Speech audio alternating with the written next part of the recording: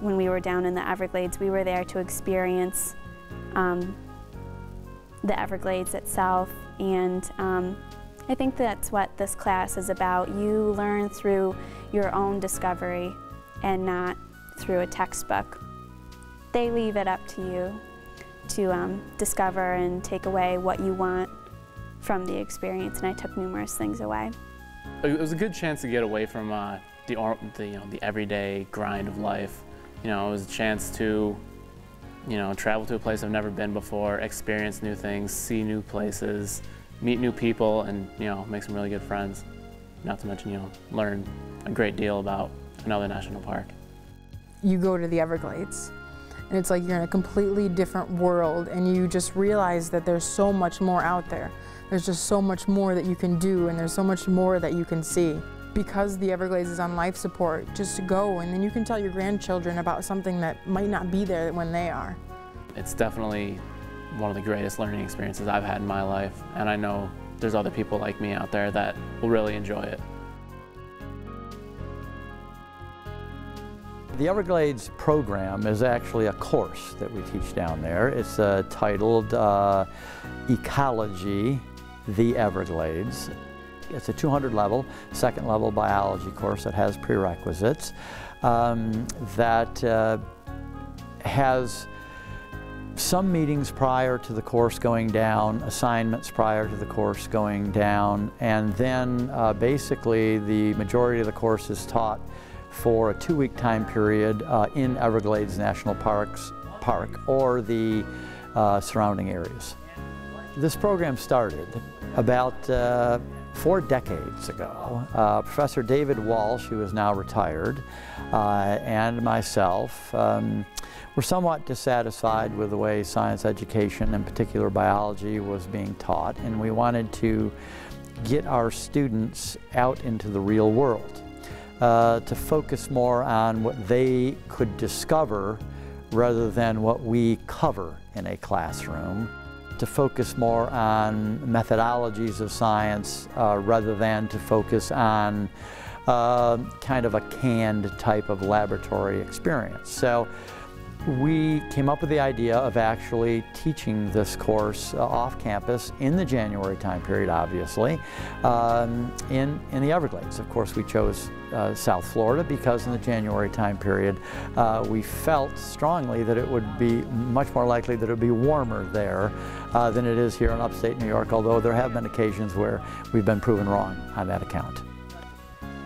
The students sign up by filling out an application where they state their interest in the course, they state their prerequisites, they have to have some type of recommendation from instructors if we don't know them personally, and then we go through and select anywhere between 20 and 25, sometimes we've gone as high as 28 students to participate in the course. So oftentimes as many students don't make the cut as make the cut, because it's not unusual for us to get 60 or so applicants in a given year, and we select them based on academics, based on recommendations, how we feel they'll contribute to the course, if they can get along with other individuals, in a camping situation, and other type of criteria similar to that. The Everglades program or course is quite different from your typical, let's say, on-campus, in-class experience. Because even if you have a laboratory experience, you have 3 hours of lecture in a typical class, and then you might have a 3-hour lab. Typically no class would have more than that. The Everglades is much more lab-oriented. That is, we might have an hour lecture, which is followed by 6 hours or 8 hours or 10 hours in the field. So it's quite different in the fact that the students are really experiencing the environment. One of our goals was to immerse the student. Most ecology courses are taught on campuses, and then you do have your 3-hour lab where you go out and you might do a particular lab, and then that lab might be over with. Here, what you're doing is you're really giving a brief introduction to what is going to occupy them the rest of the day, or for much of that day.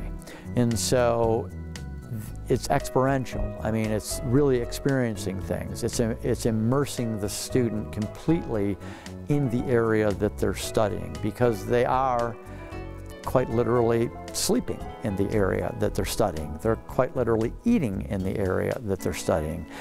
Typical course, you know, you're not sleeping in the lecture hall or the lab, you go home. Well, there is no home. You know, home is our base camp. And in fact, within 3 days, all of our students refer to that as home. And they will say to us frequently, when will we be going home later? And they do not mean upstate New York, they mean our campground in Flamingo. So it differs extensively in those regards. A typical laboratory experience might be, we're going to take you out into the pine land. And instead of just kind of looking at the pine land, what you're going to do is spend several hours there making various measurements, observing various things, and then maybe setting up certain areas that you will study, and then another group will come in from our class and study that same area, and then maybe a third group will come in and study that same area. And then what we'll do is in the evening, we will have the 3 groups compare their notes, and they can then compare to see, okay, were the data that we gathered, why is it that other groups got different data? And so the whole act of science itself can be portrayed there. We might spend a whole day out in, you know, the mangroves canoeing. So they have a lecture on mangroves, they know about types of mangroves, they know the significance of the mangroves, but now they're going to spend a whole day out there literally immersed in the mangroves, you know, understanding what it's like to be in some cases lost in the mangroves, or, you know, when you run out of water, having to get out of the canoe and to walk through the mangroves. So that's a priceless type of experience that you simply can't get in a classroom. There's no way you can get things like that taking place in a classroom. We really hope that students who participate in the Everglades course not only learn a lot about the Everglades itself, one of the most endangered areas in the world, and also one of the unique areas of the world, but we also hope they learn general ecological principles from this. The course is titled Ecology, and then with a colon, the Everglades, so that's like our model. And we also really hope they'll learn a lot about themselves, about the dangers that pristine areas such as this face, and maybe learn what they can do to try to save areas like the Everglades, or areas that are similar to the Everglades. So there's a variety of things we want them to get out of this, and some of that is non-academic. You know, some of that is just to learn about themselves, to learn how do they relate to the world, and, you know, can they possibly change the world?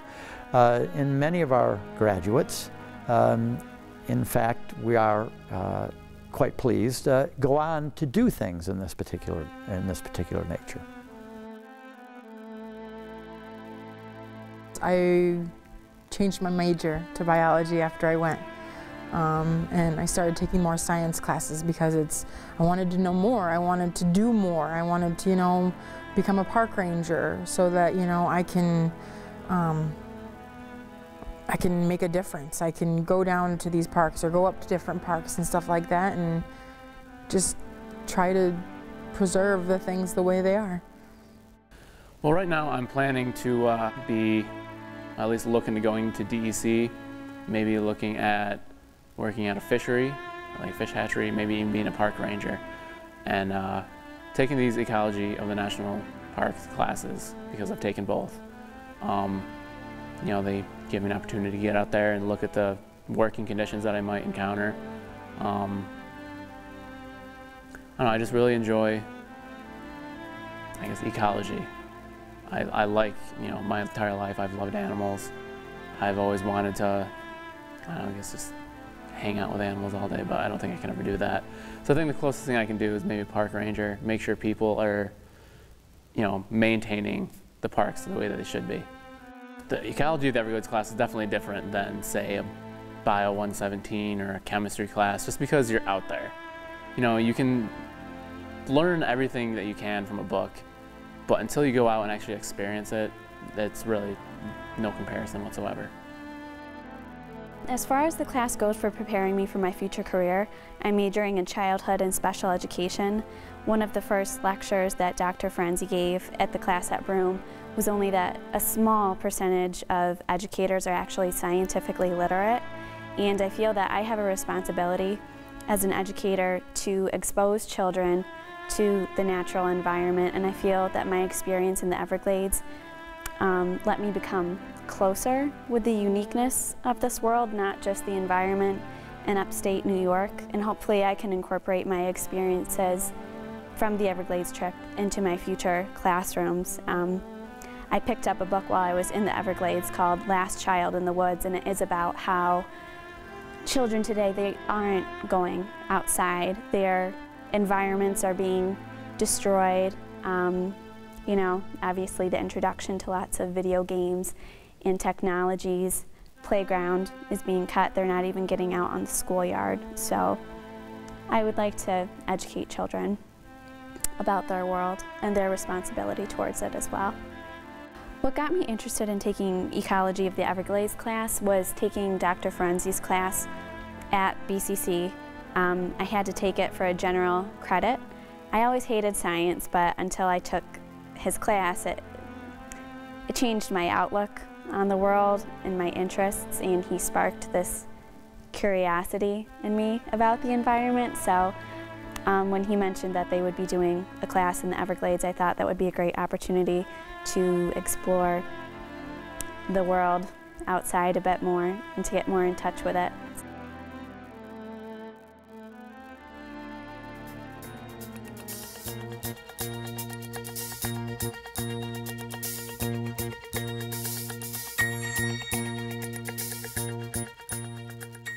Students react interestingly the first time they see an alligator. We tell them, don't waste all your film. Now remember, this is before digital cameras, but don't waste all your photographs because you're going to see lots of them. Well, that doesn't stop them. They take 35 pictures, 40 pictures of the first alligator they see. And then they realize they're going to see alligators every day, and they're going to see them up close and personal, and they don't need to, they don't need to do that. There's a lot of oohs and ahs, especially in the larger ones, but they get used to it, actually. It becomes almost mundane after a while, the gators anyway. Snakes, we don't see as frequently, but when we do see them, it's kind of a highlight. They keep their distance, but it's kind of a highlight, there's a cottonmouth, it's a dangerous animal, or here's a pygmy rattlesnake, it's a dangerous animal. And they keep their distance, show respect, but it's quite a thrill, actually, and most of our students actually kind of find it a thrill to see these animals, even if, again, they don't want to have it too close of a thrill, which is understandable. We've had a lot of unique activities, situations, hopefully most of them positive. But I would say about probably the most unique situation that arose, maybe 3 years ago. We were in the Cypress Dome, this favorite area, and we often say, there's a possibility of running into a gator right here in the dome itself, but we rarely ever see them. When you have 20 students walking into an area like this, the noise they make usually scares anything out. Well, it was a dry year that year, and so I guess the gators didn't want to leave. And when we got in there, all the students crowd together in the middle of the Cypress Dome to have their picture taken. So, the water's the deepest there, it's up to their waist or so. And we, as the other professor, Mark Demetrius, and I were sitting on a log going to take pictures of the students for the group picture with a host of cameras. One student kind of was startled and said, something just went between my legs. And then another student at the other end of the group literally just fell into the water. He was leaning on a walking stick, and he just took a header, went right down into the water. And we thought he must have just slipped. Well, when he came out of the water, he said, "Something knocked my walking stick out from underneath me." And everyone laughed because we didn't believe that. Until about 3 seconds later, when a fairly large gator simply came to the surface of the cypress dome, maybe 5 to 6 feet away from the group, staring at the group. The group didn't see the gator. We did, Professor Demetrius and myself. And we alerted them to the fact that they might want to leave the water, in an orderly fashion as quickly as they could. When they then looked over and saw the gator, let's just say they did leave the water, but orderly fashion was not exactly the mode they chose to leave the water. So some chaos did in fact ensue, but everyone was safe. We didn't leave. We explored the rest of the cypress dome with that alligator as our friend, keeping an eye on the alligator at the entire time. But that was a unique experience that virtually none of them will ever forget. And also, it probably heightened our senses into the fact that we warn of a gator being in there, but we so rarely ever see them in there that we were pretty lackadaisical, going in thinking we'll never really see one of these gators in here, they're gone. We learned better at that particular event. Okay, a unique experience. So, but by the way, I wouldn't trade that for the world. In fact, I wish it happened every year. I know students probably don't, but I think it became a highlight really of that trip. I don't think I was afraid of anything when I was down there, just because that may seem funny, but my entire life I grew up watching The Crocodile Hunter. So, when I saw an alligator 2 feet away from me, I kind of wanted to jump on it and wrestle it. I didn't. Plus the fact that it was so cold that time, I think all the alligators, their metabolisms were so low, they wouldn't even care that you're there. They're just trying to soak up any sun. I know that there was snake sightings. I didn't see any of them. I don't know where I was, but at least there was 3 different snake sightings. I didn't see any of them. But for the most part, I think probably the scariest animals around were the vultures that just hovered around the campsite incessantly, just chasing you around. As far as me being afraid of any wildlife, the alligators down there, we were so close to them, and I scared my parents to death when I showed them the pictures because you could actually go right up to them, whether it was due to the cold weather and them being so lethargic. They didn't necessarily scare me too much as I thought they would. We did a lot of night excursions, which were very unique. Probably one of the most memorable was a lab on how humans are not nocturnal, and here's how we're going to obviously show you that we're not. And what we did is we walked into the woods, a deep forest of the Everglades at night, pitch black along the trail, and one by one they started dropping us off alone. And I remember feeling so vulnerable to the environment and how our ancestors must have felt without the use of our modern tools or communication technology. And it was nice because that was the first time you felt detached from the modern world. No one was there to, interfere with it. So I was definitely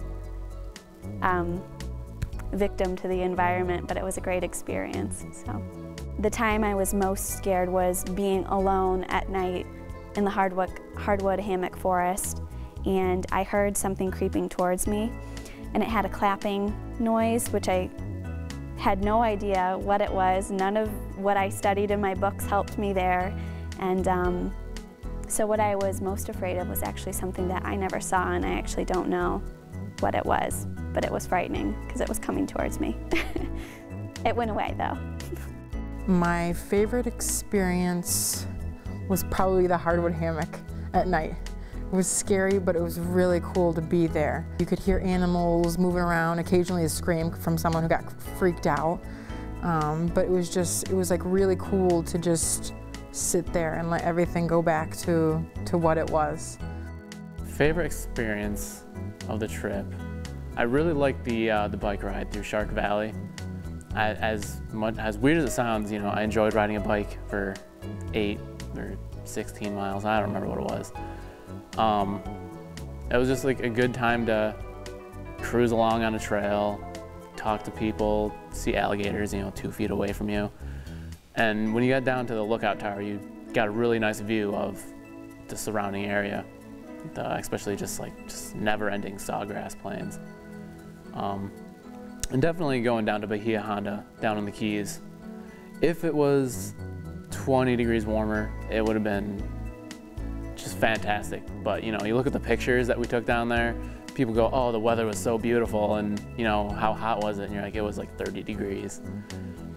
But I'll definitely always remember going down to the Keys, finding that shark that was on the beach. Everyone kind of enjoyed that. We did a bike ride at Shark Valley, and you're going along this long stretch, and there's like alligators and crocodiles. Like, you have to move your bike around them, and your biggest fear is I'm gonna wipe out and this alligator is going to grab me. So that was the scariest, just because they were the biggest. Many of our students afterwards, after this course is over, both immediately and decades down the road, say that the experience they had in the Everglades was one of the highlights of their life and changed them to a great extent. It was just one of those things where you just know that you have to do it. It kind of blurs into one amazing time. We learned how everything's interrelated. We learned how we're affecting the Everglades. The Everglades is technically on life support because we route the water to go to Miami, where everybody has their summer homes and their winter homes and stuff like that. We change the entire flow of the water in the Everglades. And so we learn a lot about that. We learn about invasive species and how they're affecting. If we let some of the plants that we've planted down there go, they take over the entire Everglades. So we just learn what we're doing to this, beautiful park, and learn about everything that's there. It's just an eye-opener. In my opinion, it's a better learning experience because you're not being told about it, you're doing it. You live in Binghamton, you do your daily life, you go to work, you go to school, and then, you go to the Everglades. And it's like you're in a completely different world, and you just realize that there's so much more out there. There's just so much more that you can do, and there's so much more that you can see. So I would absolutely recommend it. Just for people who are my age, it's because the Everglades is on life support, just to go, and then you can tell your grandchildren about something that might not be there when they are. My trip to the Everglades was a unique one. It was definitely a life-changing experience. Obviously, there was a record cold that hadn't been like that since the 1800s, so we were all in for a unique experience. Some of the things that I learned in the Everglades were that it's a very young ecosystem. It's about 4,000 years old, if I remember correctly. A lot of the aspects of the Everglades make it seem like a prehistoric place. The birds reminded me of dinosaurs at times, and obviously the large alligators, just all of the unique flora and fauna. I learned it's very delicate and very vulnerable, and how much humanity has destroyed the Everglades. There's only one Everglades in the world, and it's our responsibility to fix it, but sometimes the damage has gone too far to where we can't bring it back to its bounty. So I learned that I do have a responsibility to my environment and to make other people aware of the delicate aspects of environment.